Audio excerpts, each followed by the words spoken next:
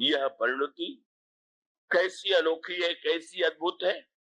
मानो भगवान श्री राम ने दुर्गुण और सद्गुण दोनों के सदुपयोग की कला बता दिया, और यह संकेत करते हुए राम राज्य की स्थापना तो तभी होगी। और इसीलिए वो स्वामी जी ने भी एक दिन भगवान से यही तो कह दिया। जब भगवान ने पूछा क्या चाहते हो, तो बोले कामी नारी प्यारी जीवी, लोभी प्रिय जिमि दाम, तिमि रघुनाथ निरंतर, प्रिय लागो मोहिराम। कामी का सौंदर्य में जैसा आकर्षण होता है, लोभी का धन के प्रति जैसा आकर्षण होता है, मैं चाहता हूं कि मेरे हृदय में भी उसी प्रकार का स्नेह आपके प्रति हो जाए। और उसका अर्थ ये, कामी की व्यग्रता, कामी की व्याकुलता और लोभी निरंतर जैसे धन पाकर के भी संतुष्ट नहीं होता है, इन वृत्तियों को भी भगवान से जोड़ करके व्यक्ति धन्य हो सकता है।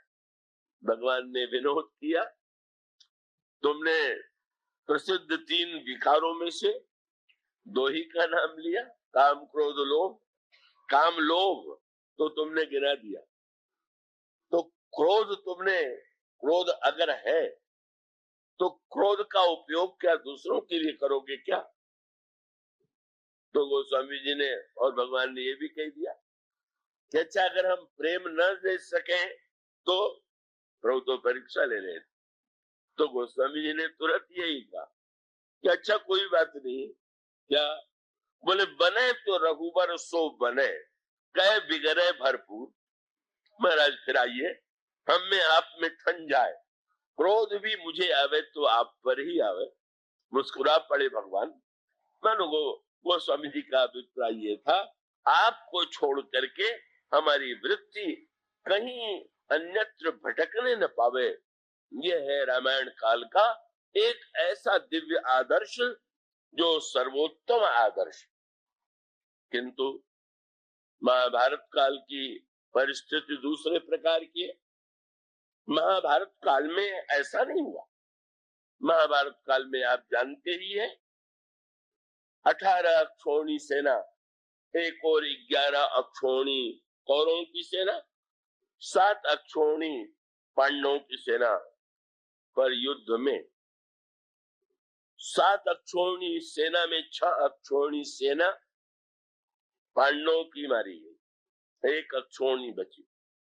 और पांडवों कौरवों की तो 11 अक्षौणी सेना मारी गई, गिने चुने 3 व्यक्ति। पर बड़ा विचित्र ऐसी बात आती है, और यही भगवान कृष्ण को समझने की समस्या। श्री राम और श्री कृष्ण में क्या अंतर है, कृपया जो लोग अब तक सो चुके हैं वो भी, यद्यपि इतनी गर्जना तर्जना में भी नींद जिनकी आ सकती वो तो धन्य ही है, लेकिन मैं तो यही कहूंगा कि आप देखेंगे श्री राम और श्री कृष्ण में एक महान अंतर है। क्या? वे तो दोनों एक ही है। पर श्री राम को समझने के लिए आप यदि मनुष्य मान करके भी चलें तो आप उन्हें समझ सकते हैं, पर श्री कृष्ण को समझने के लिए तो एक क्षण के लिए भी अगर आपने उनको भगवान मानना बंद किया तो कृष्ण तो समझ में आवेंगे। ये बहुत बड़ा अंतर।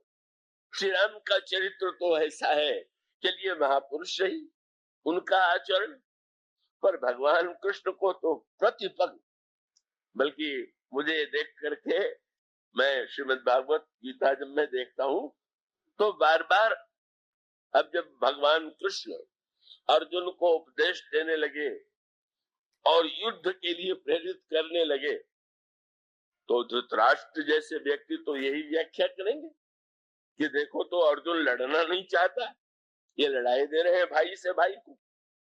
ऐसा ही तो लगेगा, ऐसा ही तो प्रतीत होगा। और उसका अर्थ ये है, इसीलिए गीता में भगवान कृष्ण के लिए एक ही शब्द बार बार आपको मिले, आदि से अंत तक दूसरा शब्द नहीं मिलेगा। भगवान उवाच, कहीं नहीं है कृष्ण उवाच। कृष्ण बोले नहीं, भगवान बोले।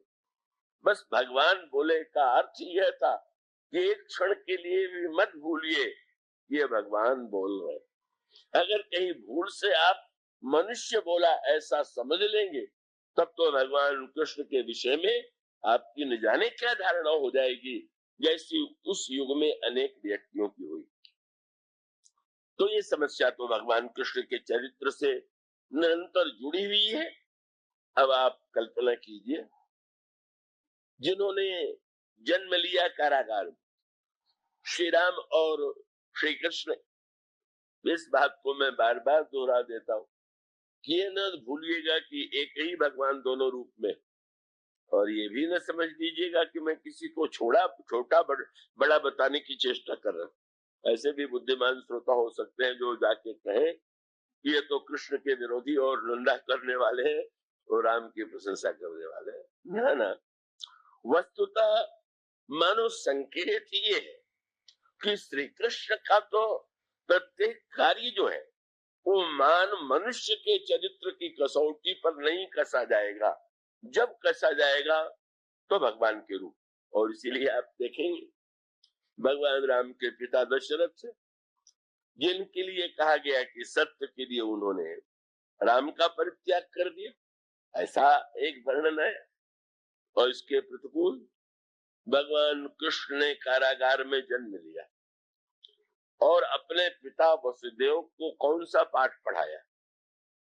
बड़ा विचित्र था। कंस को वचन दे चुके थे कि मेरी पत्नी देवकी के गर्भ से जितने पुत्र होंगे मैं तुम्हें सौंप दूंगा।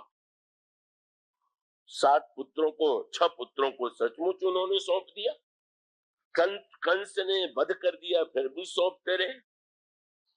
पर अब अगर वसुदेव सत्यवादी है तो अंत में जो पुत्र आया है उसको भी तो लेकर के जाना चाहिए कंस के पास कि ये मेरे 7वें 8वें जो भी कहें ये पुत्र है।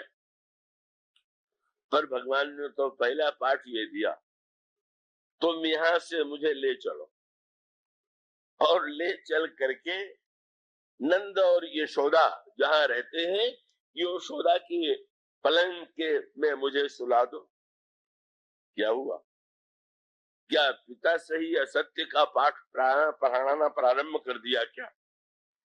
अब असत्यवादी सिद्ध होंगे कि नहीं? बस ये। पर भगवान जो कह रहे हैं, भगवान जब एक महानतम आदेश देते उस संदर्भ में मैं विस्तार से विचार करूंगा। उनके तो पूरे क्रियाकलाप है। जब वे चले जाते हैं और वहां पर नंदगांव में भी जिस प्रकार से वे माखन चुरा करके खाते हैं, कितना आनंद आता है भक्त लोग जब पढ़ते हैं। पर आपके घर में कोई बालक दूसरे घर से चुरा के मक्खन खाने लगे तो क्या आप बड़े गदगद होंगे कि वाह बड़ी अद्भुत लीला चल रही? आपको तो बड़ी चिंता हो जाएगी, मेरा लड़का जो है चोरी करने का अभ्यास कर बैठा।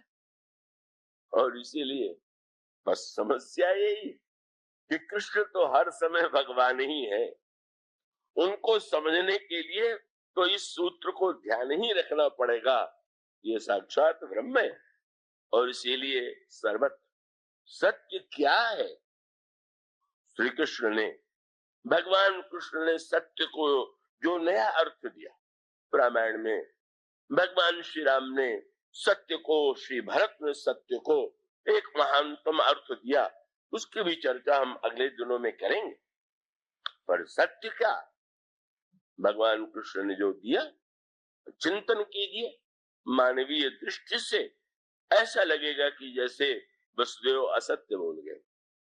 और माखन चोरी के प्रसंग में तो बड़ा विनोद भरा प्रसंग आता है, बड़ा आनंद लेते हैं जब कभी रासलीला में माखन चोरी दिखाई जाती है। किसी की गोपी के घर में घुस गए, देख लिया कि कोई देख तो नहीं रहा है और मक्खन लगा लेकर के खाने लगे।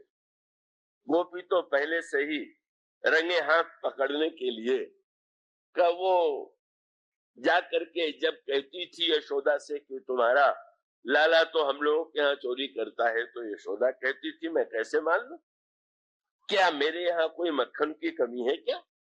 यहाँ इतना मक्खन भरा पड़ा हुआ है, यहाँ छोड़ करके वो तुम्हारे यहाँ चोरी करने जाएगा?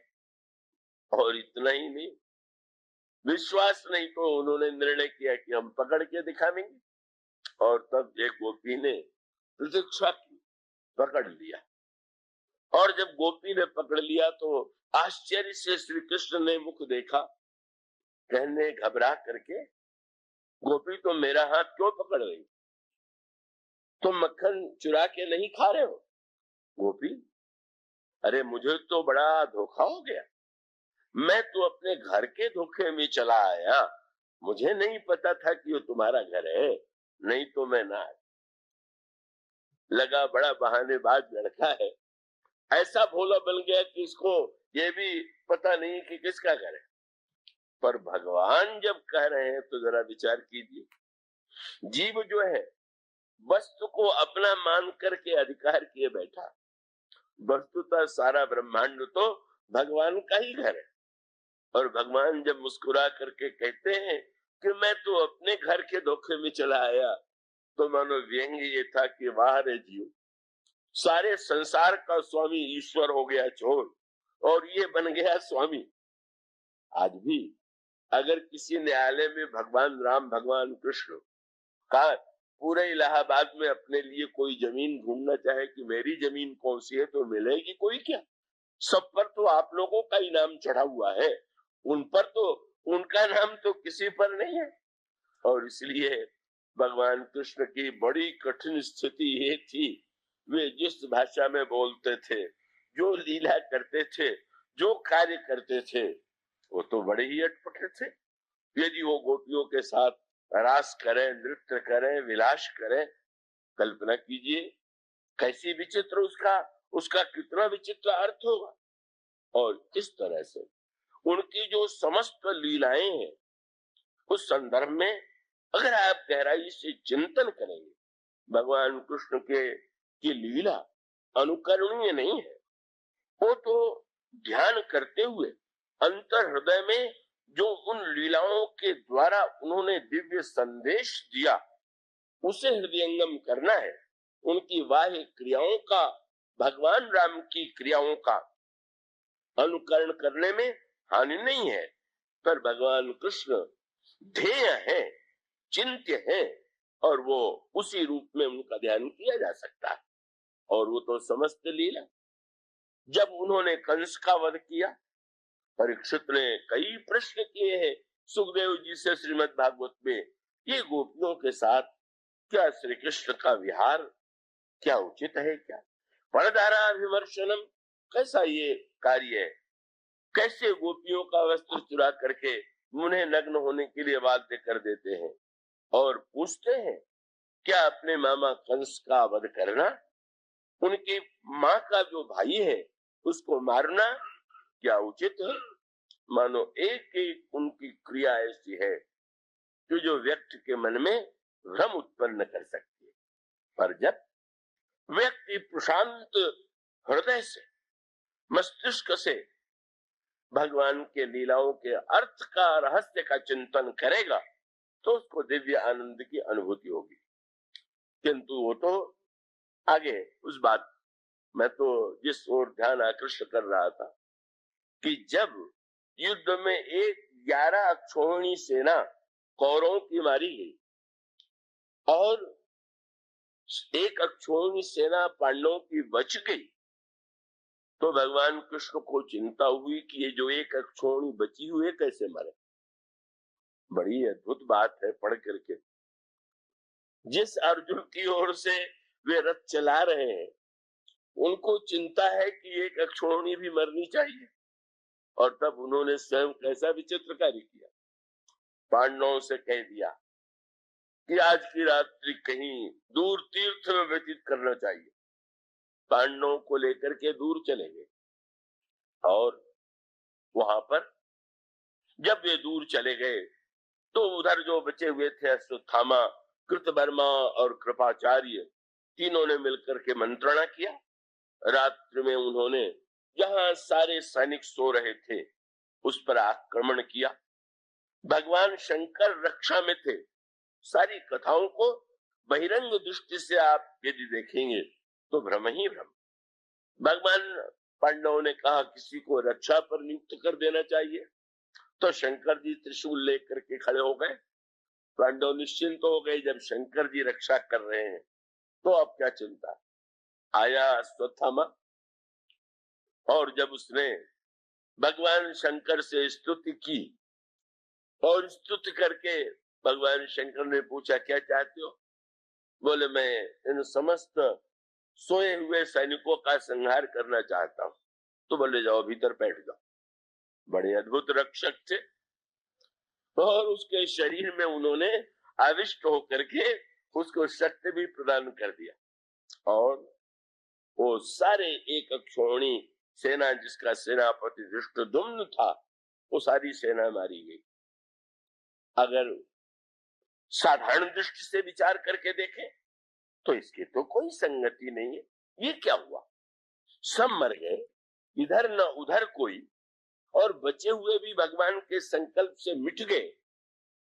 अब इसको आप उस आध्यात्मिक पृष्ठभूमि में जो वस्तुतः संकेत गीता में भगवान ने किया, महाभारत में जिसकी ओर संकेत किया गया, जिसकी ओर मैं संकेत प्रारंभ में भूमिका के रूप में कर रहा था, कि रामायण काल में दुर्गुण और सद्गुण दोनों अलग अलग है और भगवान श्री राम के रूप में उन्होंने जैसा उसका उपयोग किया वो आप सुन चुके। पर ये जो द्वापर युग है इसकी बड़ी समस्या ये है कि पाप और पुण्य इतना मिल गया है कि मिल जाने का परिणाम ये है कि ये जो अनगणित योद्धा थे, साधारण दृष्टि से कहें तो ऐसा लगेगा कि एक और पाप था दूसरी ओर पुण्य था, पर वस्तुतः ऐसा नहीं। का केवल ये जो एक पक्ष था, बस यूं कह सकते हैं कि मात्रा की भिन्नता थी, पर सत्य यही है कि वे समस्त राजा, जब ये कहा गया कंस मामा है, और उसका अर्थ ये है कंस की बहन देवकी जिनके घर गर्भ से भगवान जन्म लेते हैं और जो भगवान कृष्ण को मिटाने पर तुला हुआ कंस है। अब भगवान ने तो प्रारंभ से ही वही न्याय किया, ये तो नहीं उन्होंने किया कि ये तो हमारे मामा है, हमारी माँ के बहन है, तो हमें इन्हें छोड़ देना चाहिए। और उसका अभिप्राय है कि जो व्यक्ति जो असद है, जो अपवित्र है, जो अकल्याणकारी है, अगर उसमें भी कोई व्यक्ति भेद करे कि ये अपना है ये अपना पराया है, तब तो कभी बुराई का विनाश हो ही नहीं सकता। समाज में तो प्रत्येक व्यक्ति का अभिप्राय ये है, दूसरा अगर व्यक्ति बुराई करे तो बुराई है, हमारे परिवार का कोई सदस्य करे, हमारे परिवार का कोई व्यक्ति करे तो बुराई बुराई नहीं है, हम उसके बुराई का समर्थन करेंगे, उसके बुराई की रक्षा करेंगे। और तब इसी तरह से सृष्टि में यही स्थिति चलती रहती है।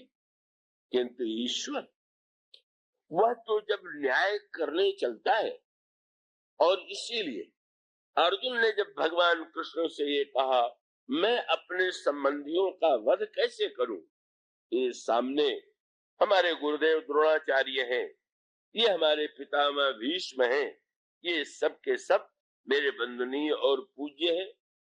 उस संदर्भ की हम विस्तृत चर्चा और भी आपके सामने करने की चेष्टा करेंगे, पर उसका अभिप्राय यह है कि भगवान ने, मानो इसका अभिप्राय था कि अर्जुन तुम ये कह करके तर्क जब करते हो कि ये तो हमारे परिवार के सदस्य हैं, ये तो ऐसे हैं, तो मानो संकेत यह था कि आज तक तुमने न जाने कितनों का वध किया, दंड दिया, तब तुमको युद्ध में बुरा अनौचित्य नहीं लगा, और आज तुम जो है कहने लगे युद्ध बुरा है क्योंकि इसमें हमारे श्रेष्ठ जन सामने खड़े, क्या भिक्षा श्रेष्ठ है।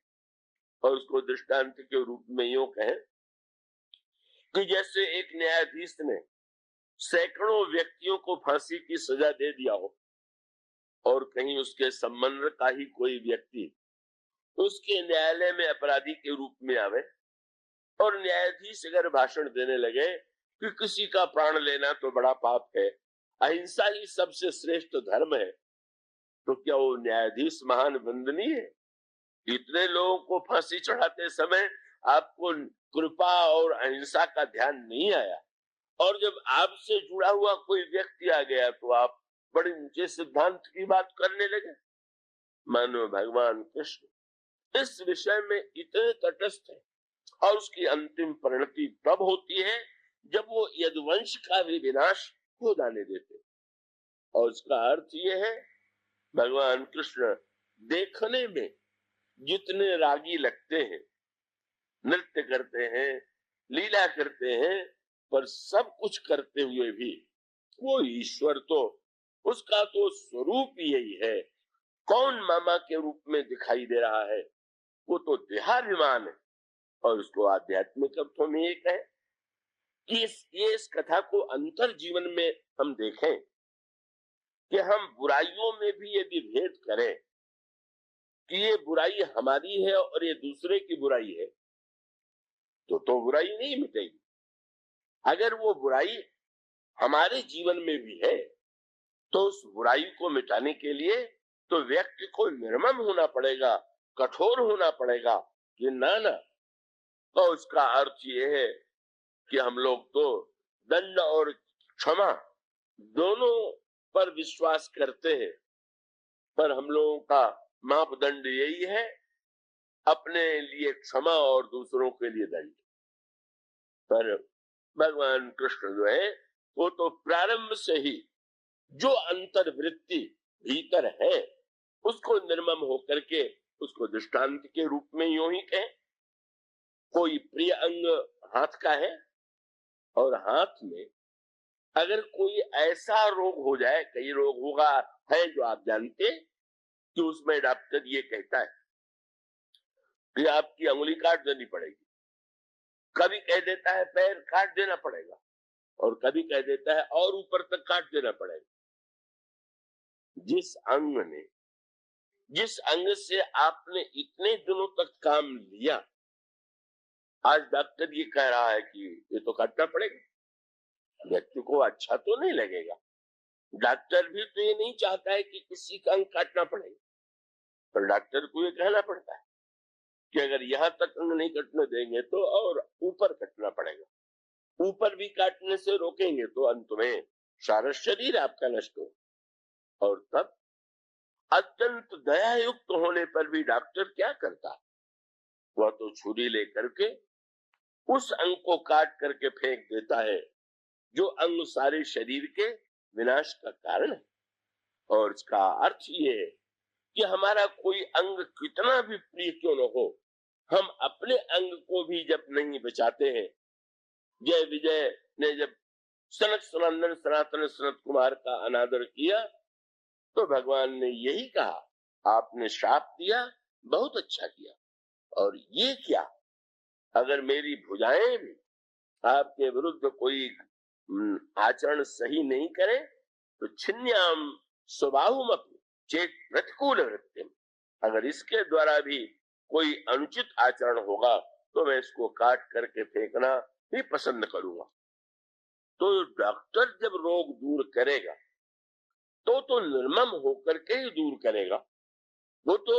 और इसी प्रकार से अगर सारे समाज का रोग कोई व्यक्ति बन गया और सारे समाज को विनष्ट करने पर तुल जाए तो एक व्यक्ति के कारण, उसके प्रति ममता के कारण उस व्यक्ति की रक्षा करने की बात करने का अर्थ तो यही है। जैसे कोई रोगी ये कह करके डॉक्टर से कि हाय हाय, जिस पैर ने हमारा इतने दिनों तक साथ दिया, जिस हाथ ने इतने दिनों तक साथ दिया, मैं तो उसको नहीं कटने दूंगा। न कटने दीजिए, नहीं कटने दीजिए तो परिणाम होगी। इसका बस सांकेतिक अर्थ यही है। तो महाभारत काल की समस्या जटिल हुई है, इतना अंतःकरण मलिन हो गया है, परिव्याप्त हो गया है, दुर्गुण इतने विनाशक हो गए। और उसको हम यूं कहें कि अगर दो शीशियां रखी हो और एक में दूध हो और दूसरे में हम अमृत हो, दवा हो, तो शायद प्रत्येक व्यक्ति यही कहेगा कि दूध को पीना चाहिए, जहर को फेंक देना चाहिए। पर अगर कहीं ये सूचना मिल जाए कि दूध में जहर मिल गया है, तो फिर यही कहना पड़ेगा कि अब इस अमृत को पीने की ही नहीं बात है, ये अमृत कहाँ हो गया जब इसमें विष मिल गया। का जो विष है उसको भी फेंको, और जिस दूध में विष मिल गया है उसे भी विनष्ट करो। और तब वही हुआ, मानो भगवान उस कर्म फल दाता के समान बस शुभ और अशुभ कर्म अनुहारी दे ईश फल हृदय विचारी। यह भगवान कृष्ण ने द्वापर युग में जो एक विलक्षण महानतम ऐसा अद्भुत कार्य किया, वो जो एक लीला है वह एक पक्ष है। और श्री राम के रूप में ऐसा उन्होंने क्यों किया दोनों अवतारों में भिन्न, मैं इसे भी आपके सामने रखने की चेष्टा करूंगा। पर उसका एक सूत्र केवल इतना कह दें, और वो ये है, समस्याएं रामायण काल में भी थी, महाभारत काल में भी थी, पर समस्याओं में भिन्नता थी, उनके रूप में भिन्नता थी। अगर मोह त्रेता युग में था तो मोह, अगर द्वापर युग में था तो त्रेता युग में भी था।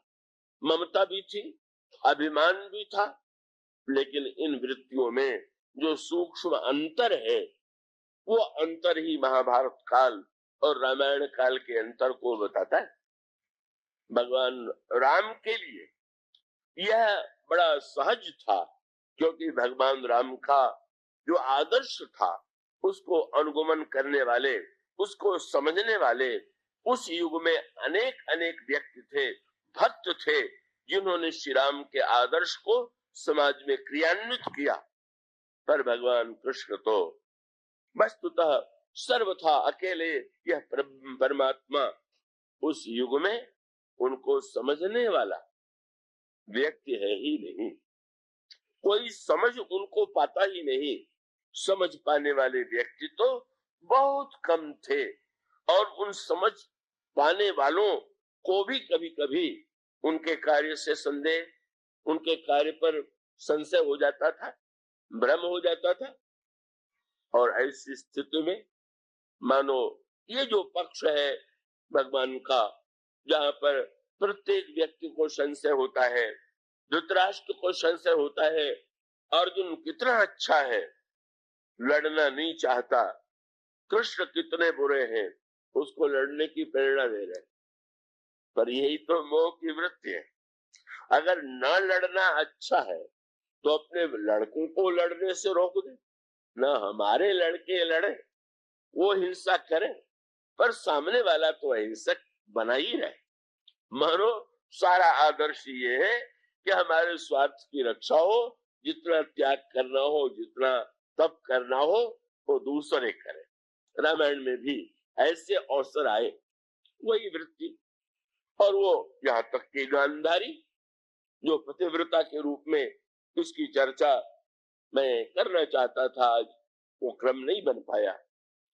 द्वापर युग के जो नारी पात्र हैं, गांधारी, कुंती, द्रौपदी, इन नारियों के चरित्र में जो भिन्नता है वो आश्चर्यजनक है। कुंती और गांधारी में कौन महान है, द्रौपदी में और अन्यों में कौन महान है, एक बड़ा जटिल प्रश्न है। और रामायण काल में भी तारा, मंदोदरी, ये 5 सतियों की वंदना तो हमारे शास्त्रों में और पुराणों में की ही गई, पर एक विचित्र वंदना का श्लोक आता है जिनमें 5 नारियों का नाम लिया गया। और वो 5 नाम कौन? अहिल्या, द्रौपदी, तारा, कुंती, मंदोदरी तथा पंचकन्या स्मरे नित्यम महापातक नाशनम। अहिल्या, द्रौपदी, तारा, कुंती और मंदोदरी, ये 5 वंदनीय हैं,